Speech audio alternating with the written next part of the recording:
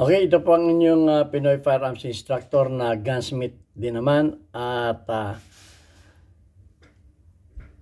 gusto ko lang munang basahin ang isang simpleng katanungan ni Rotra.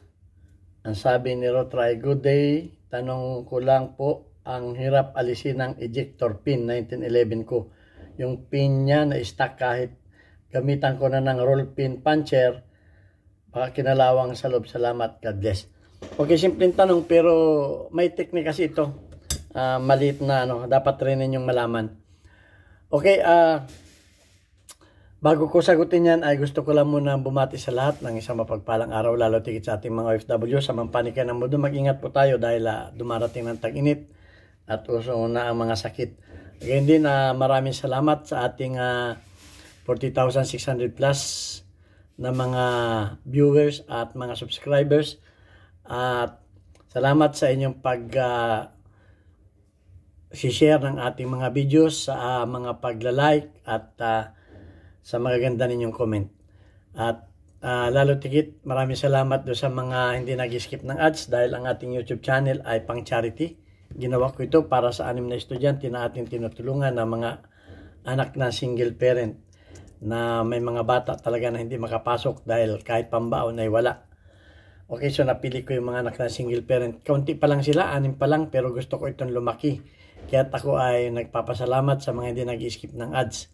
Dahil YouTube channel natin ay hindi ko ginawa para ako ay madagdagan ang kita. Dahil maganda naman po ang kita ko dito sa aming kumpanya. Para sa hindi pa nakakaalam, ako po ay dito nagtatrabaho sa Kuwait, sa Medin Shooting Range bilang isang firearms instructor, gunsmith at consultant. Kaya okay naman yung kita ko dito. At wala na rin akong pinapag-aral na mga anak. So, yung mga pinapag-aral ko naman na mga bata na mga single parent ay ang kaya pa lamang ay 6. So gusto ko talaga itong lumaki. At maraming salamat sa mga nagpadala ng kaunting halaga. Kahit yan ay kaunti, barya-barya. Kung tayo naman ay marami, ay malaki ang may tutulong yan. Okay, ang mga nagpadala dito sa ating YouTube dito sa ating GCash number, yan ang aking tresurera, anak ko yan. Si Alfredo Isidro Ordosipay ng Las Piñas, si Architect Arnel Salvador ng Kuwait, si Jubel Platon, Boy Umay ng Riyadh, Saudi Arabia, si Umbit ng Kia Motors, si Anthony Evangelista, si Ayaw Magpakilala, tawagin natin Sir Adrian, at shout out din kay Conrado Ilolelio, Junar Diaz, kay Dines Sardona ng Pulangi Albay. Okay, maraming salamat at sana may mga magpadala pa dyan at para madagdagan yung ating mga beneficiaries. Okay, pasasalamatan ko lamang si ang isa nating kababayan sa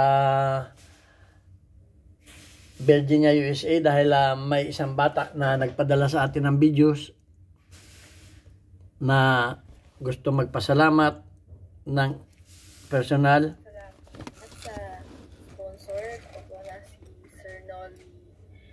Sa Amerika dahil po ako po yung nakapagpagawa ng salamin ko. Ito po.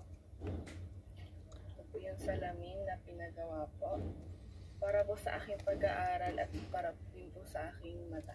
Maraming salamat po at nawa po yung marami pa po kayong matulungan. God bless. Ayan, at gusto ko lamang maging transparent para malaman ninyo rin natin yung mga tinutulong nyo ay may pinupuntahan. Kaya saludo ako kay Noli Peace America ng Virginia, USA. Sana marami pa ang maging kagaya mo na may ginito ang puso sa pagtulong. Okay, yan. At yung simpleng katanungan naman ni Rutra ay sagutin natin. Okay, pag po kayo ay nagtanggal ng pin ay wag ninyong pupersahin sapagkat yan ay may technique. Tingnan ninyo kung alin yung bandang silipin ninyo. Kasi kung sisilipin ninyo, kung ito ay alin ang medyo malalim. Kung alin ang medyo malalim na pin. Okay. At doon kayo mag-umpisang magtanggal. Sabihin ko sa inyo kung bakit mag-umpisang magtanggal. Ngayon, kung halimbawa ay ang sabi niya ay ginamitan na ng roll pin puncher. Okay, ginamitan na ninyo nito. Okay, siguraduhin ninyo na ang pantanggal ninyo ay yung pinakang maliit, yung 2 mm. Okay, kung yan ay nagamitan na ninyo, maaring yan ay naging umexpand na o naging kasi pag pinirsa ninyo yung mga pin, nagiging mushroom head. So, ang gawin mo, tanggalin mo na itong grip, tanggalin mo itong thumb safety, tanggalin mo itong may mga videos naman tayo nito. Itong release button ng ng magazine. Yes. Okay na itong 347? Tapos na. Paikuha na. Gumagawa ko ng video. Mamaya huwag tayo. Sige. Tapos na yan. Okay. May nang abala lang dito. Okay. So, tanggalin mo itong thumb safety. Kasi yan ay, kung may kung may mags, ay tanggalin mo na rin yung mags. Kasi, ang gagawin mo dyan ay kukuha ka ng barina na 2 mm. Okay? So, ang gagawin mo ay ipaplat mo ngayon yan titingnan mo kung alin yung mas malalim.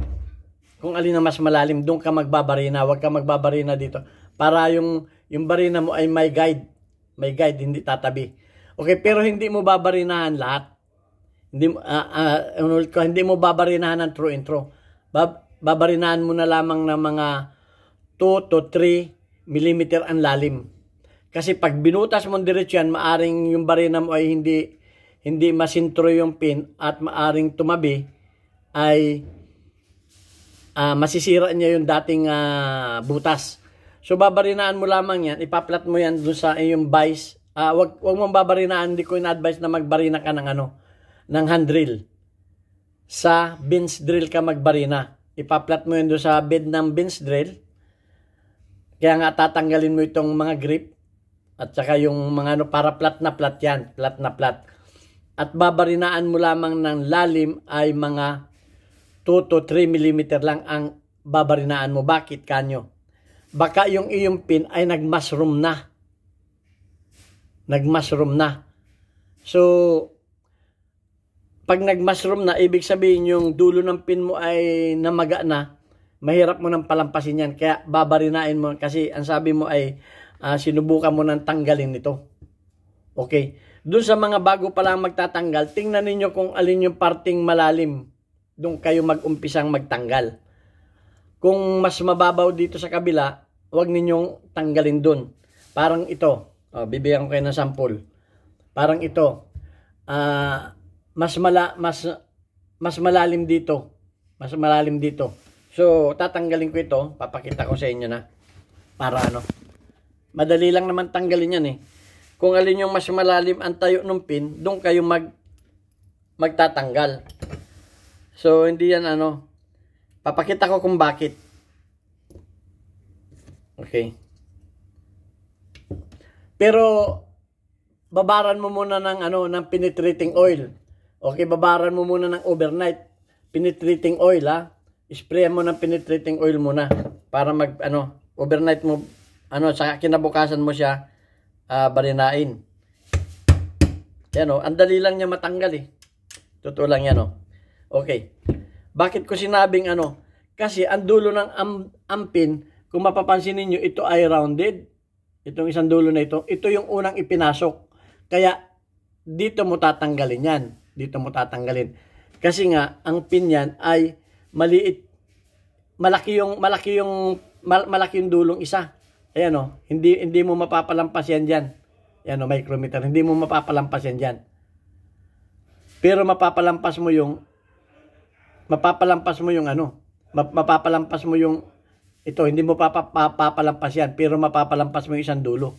Ayan micrometer yan. So, pag yan ay inano mo dito, hindi mo mapapalampas yan. Pag yan ay dito mo tinira ng tinira, mamamaga yan, mamamaga. O magmamashroom yan. So, hindi talaga yan lalampas dyan. Kaya pagka tinisting ninyo at mahirap, huwag ninyong pilitin dyan. Subukan ninyo sa kabila. Dahil hindi natin alam kung saan yan ipinasok. Okay, so, ayan hindi mo mapapalampas yan dyan.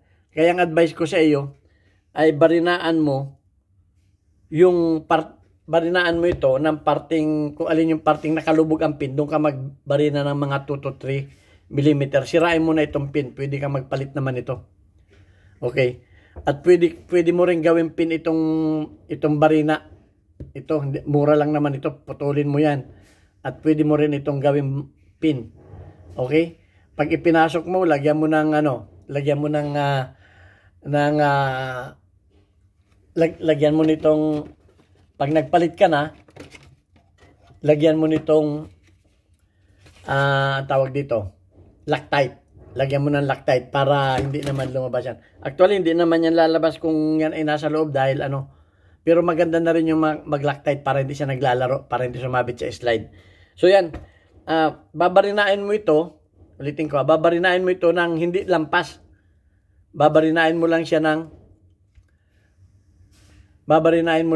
ng mga 2 mm.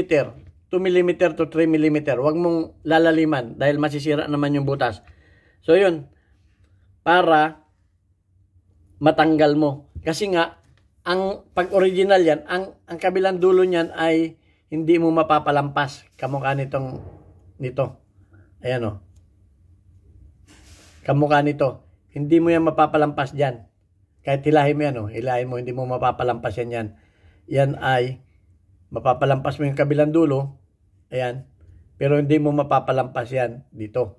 So, hindi natin alam kung saan. Basta barinain mo para maalis itong parang ulo ng pako na medyo malaki ng konti. So, yan. At pagpapasok niyan, kung mapapansin niyo yan, hindi mahirap din ipasok yan dito sa kabila. Ito, tinan nyo. Mahirap ipasok yan dito sa kabila. Yan ang mga teknik ng mga original. Hindi man yan kamukha ng mga ng mga danaw. Ayan, hindi mo mapapasok yan dyan. Kahit ano mo ng kamay. Pag yan ay pinilit mo dyan, masisira na yung butas niyan. So, dito yan ipinasok. Ayan pag pinasok yan dito, madali lang. Pwedeng itulak lang ng kamay. Pero doon sa kabila, hindi mo maano yan. So, ingat kayo sa pagbabaklas ninyo ng mga piyesa ng baril. Simpleng pin lang yan. Pero, yung pin na yan, pag dito mo hindi mo mapapalampas yung pin na yan dito. Talagang pantay lang yan dito. Pantay lang yan dito sa kabila. Eksakto lang yan dyan. Pero pag yan ay pinilit mo dito, i-stack yan. I-stack. So, kung mapapansin ninyo itong original ito ay malalim ito ng kaunti dito. Malalim ito. Kaya sabi ko sa iyo, barinaan mo ng kaunti. Kung saan ka magtatanggal, kung dito ka sa left side, magbarina ng kaunti. Tapos ilabas mo dun ang paglabas ay right side. Basta barinaan mo lang ng kaunti. Kamukha nito, malalim ito ng kaunti. Malalim ito ng 2 mm dito. Okay? 2 mm ang lalim nito. Kaysa dito, pantay lang ito dito. So, ganun ang gawin mo. So, yan. Napakasimple lang naman. At ginawan ko na ng video para maliwanag. At gaya ng mga pinangako ko sa inyo, lahat ng inyong mga yung iba lang, hindi ko lang talaga masagot yung iba dahil hindi kompleto yung mga tanong. Ito maganda ito dahil sinabi niya 1911. So, masagot natin. Yung iba naman hindi sinasabi. Hindi sinasabi kung anong modelo yung baril. Hindi sinasabi kung anong brand. Mahirap natin sagutin yun. Mababas tayo pagka namamali tayo ng sagot. So, umiiwas din ako sa mga baser. Alam naman ninyo, marami rin diyang magagaling. Hinihintay lang tayong magkamali tayo. Tapos, saka tayo ibabas. Mas maganda na yung tanong ay kung ano yung modelo, kung ano yung brand, at kung ano yung caliber, kung maaari, sabihin din ninyo.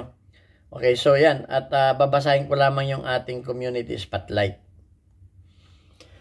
Okay, yung ating community spotlight, weekly highlight of your most engaged audience members, including your top commenters.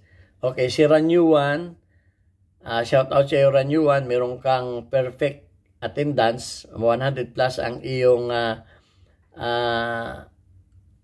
engagement. Kaya ito si Ranyuan, lahat ng tanong nito sinasagot ko, ito natatandaan ko. Okay, si NDC, Okay, kung titingnan ko kung yung NDC ay YouTube channel ni Noy Peace America. Ito yung ating bagong subscribers pero tumutulong na sa ating mga beneficiaries. Okay, congratulations at meron ka ng 29 bago ka pa sa ating YouTube channel. 29 engagement, shout out sa iyo. Noy Peace America ng Virginia, USA. Okay, ganoon din kay Rinaldo Arsenio. Meron siyang 71 engagement. Si alias Baby ay 8 ang engagement at yung ating mechanic girl ay talagang hindi rin pumapalya sa atin. Chinchin Gutierrez ay may 100 plus engagement. Okay, maraming salamat sa inyo. Mag-comment lang kayo. Manood ng ating mga videos, mag-share at mag-like para mapasama rin kayo sa ating random na community spotlight. Okay, thank you very much sa inyo. Simple lang itong katanungan na ito pero pag hindi ninyo alam ang technique ay masisira ang inyong baril. So yun lang ang aking masasabi. Ingat po tayo kung hindi natin alam ay mabuti na yung nagtatanong tayo. At sasagutin ko naman yan sa abot ng aking maliit na kaalaman. Gaya ng inyong mga pinangako. Basta naunawaan ko yung tanong, sasagutin natin yan. Okay, God bless us all. Thank you very much. Hanggang sa muli natin video.